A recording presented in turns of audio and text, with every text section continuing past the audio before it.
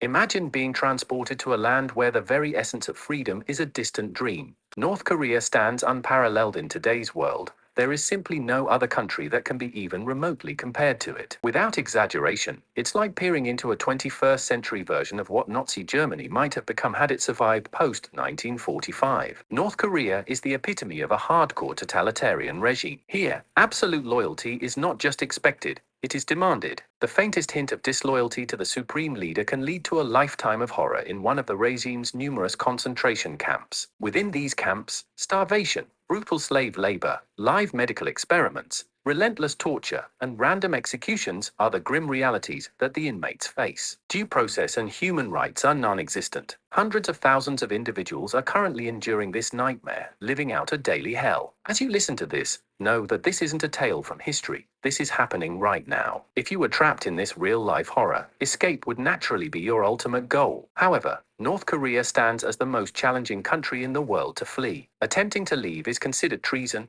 punishable by imprisonment in the camps or even death. The regime often targets the family members of those who escape, meaning your spouse, children, parents, and even grandparents could be rounded up and sent to a camp if you manage to flee. This dire consequence is enough to keep many in line. For those who decide to escape despite the risks, the options are daunting and fraught with peril. The most obvious destination is South Korea, the polar opposite of the North, a free, liberal, and wealthy democracy. South Korea claims legal authority over the entire Korean peninsula and considers all 26 million North Korean citizens as its own. If you can make it to South Korea, you're guaranteed citizenship and a future. However, this journey, though seemingly short, is one of the most arduous in the 21st century. Crossing directly into South Korea is nearly impossible due to the demilitarized zone, DMZ, the most heavily fortified border in the world. It is lined with high walls, electric razor wire, millions of landmines, and defended by soldiers with orders to shoot to kill. Despite the risks, some have dared to make this perilous journey. In 2017,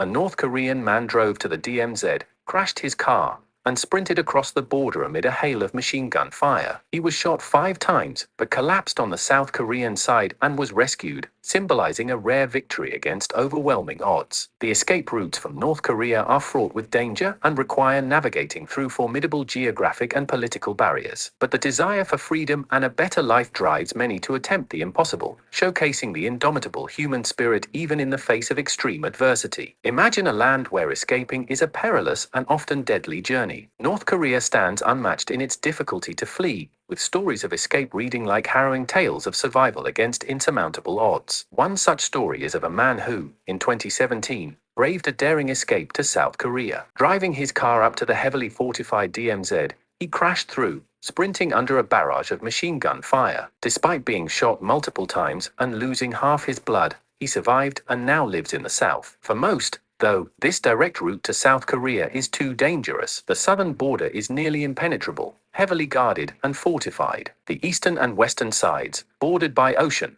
present their own lethal challenges. Buying a boat is out of the question for most impoverished North Koreans, leaving swimming as a risky alternative. In 2016, Chul Yoon-lee, a high-ranking member of North Korea's Ministry of State Security, decided to defect using this method. With a friend, he bought a motorbike tire, an air pump, and some food. As night fell, they plunged into the water behind the DMZ, hoping to swim undetected. The air pump failed, forcing them to abandon the tire and rely on their backpacks for flotation. They swam for over 4 hours in the dark, fearing capture by North Korean patrol boats. Spotting an unidentified boat, they swam to a tiny island and hid, shivering in the cold autumn night. They insulated themselves with garbage, rested, and at sunrise, constructed a makeshift raft from wooden pallets and styrofoam. Paddling out with their hands, they floated with the tide. Unbeknownst to them, they had crossed into South Korean waters. South Korean ships soon spotted and rescued them. Their escape was a success, but many others are not so fortunate. Direct escape attempts often end in death or capture, leaving indirect routes through third countries as the only option. Japan, while a potential sanctuary, requires crossing the perilous Sea of Japan, notorious for typhoons. Only 3 defectors have successfully made this journey. Heading north presents a slightly easier, but still daunting challenge. The border with China and Russia is less defended, but still hazardous. Russia's 17-kilometer border along the Tumen River is tightly patrolled, and North Korean refugees face immediate deportation if caught. Even if one reaches the South Korean consulate in Vladivostok,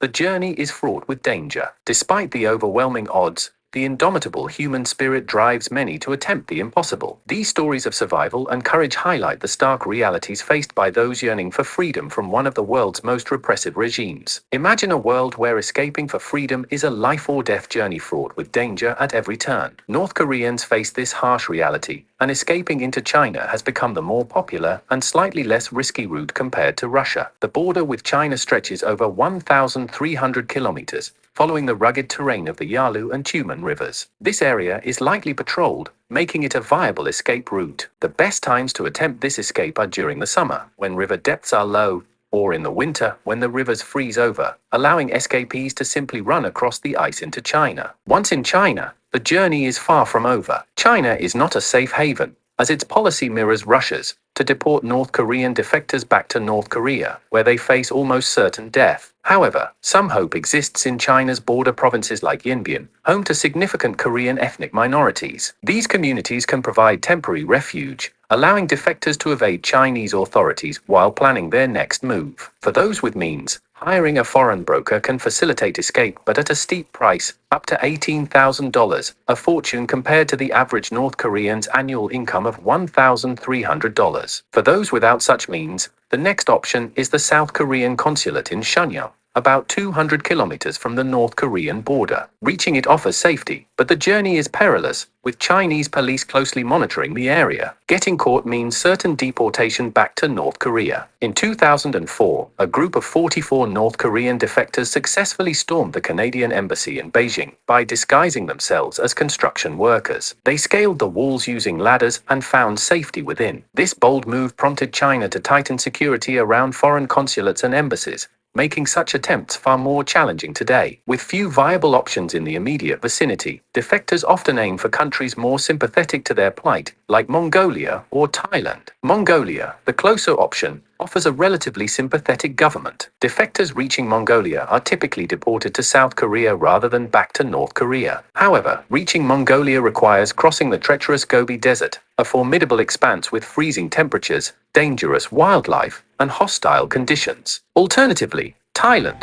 though farther away, offers another sympathetic destination. The journey to Thailand is arduous, involving travel through several countries with varying degrees of risk. Despite these challenges, the promise of freedom drives many North Koreans to undertake these perilous journeys. Every step of the way is fraught with danger, but the indomitable human spirit and the dream of freedom push these brave souls forward. Their stories of survival against overwhelming odds stand as a testament to the resilience and courage of those who dare to dream of a life beyond the confines of one of the world's most repressive regimes. Imagine a world where freedom is a distant dream, and escaping is a harrowing journey filled with unimaginable risks. This is the reality for North Koreans, and among the most perilous escape routes is navigating through the Gobi Desert. The Gobi is vast and unforgiving, requiring survival skills that most North Koreans have never had the chance to learn. Despite this, some brave souls have managed to make it. In 2007, Park Yun-mi and her mother dared to escape by crossing the frozen Tumen River into China. In China, they faced new challenges. With no legal work opportunities due to China's deportation policies, they fell victim to human traffickers. After months of living in fear, they found refuge in a Christian missionary shelter in Qingdao. There, they received aid from missionaries and human rights activists. After nearly 2 years of hiding, they seized their chance to head for Mongolia, hoping to be deported to South Korea and finally gain their freedom. Their journey through the Gobi Desert was nothing short of extraordinary. Upon reaching the Mongolian border, they were intercepted by guards who threatened to send them back to China, which would mean inevitable deportation back to North Korea and the camps. Desperate, the mother-daughter pair drew knives and threatened to end their lives rather than be sent back. Fortunately, the guards took pity on them, transporting them to Ulaanbaatar, Mongolia's capital, and from there, they were flown to Seoul. Today, Yun-mi Park lives in New York City and shares her experiences growing up in North Korea on her YouTube channel, a treasure trove of insights into her harrowing journey. The Gobi Desert route is treacherous, and for many, the more popular escape path involves crossing China undercover, heading towards Thailand. North Korean defectors often take trains or buses across China, hoping to reach the safety of Thailand. Starting from train stations near the North Korean border, defectors can board high-speed trains, exit near Mongolia, or head to Kunming in China's Yunnan province. From Kunming, they must navigate the rugged terrain and dangerous jungles of Laos or Myanmar,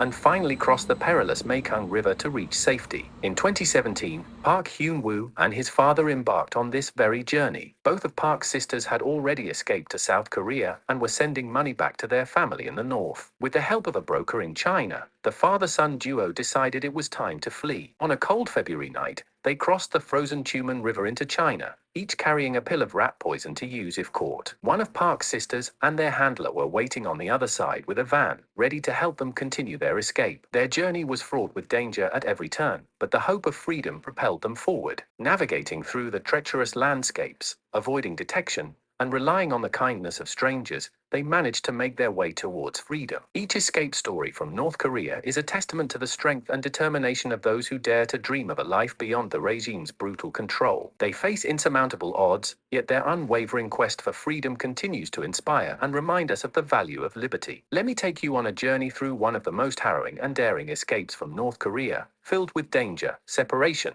and ultimate triumph.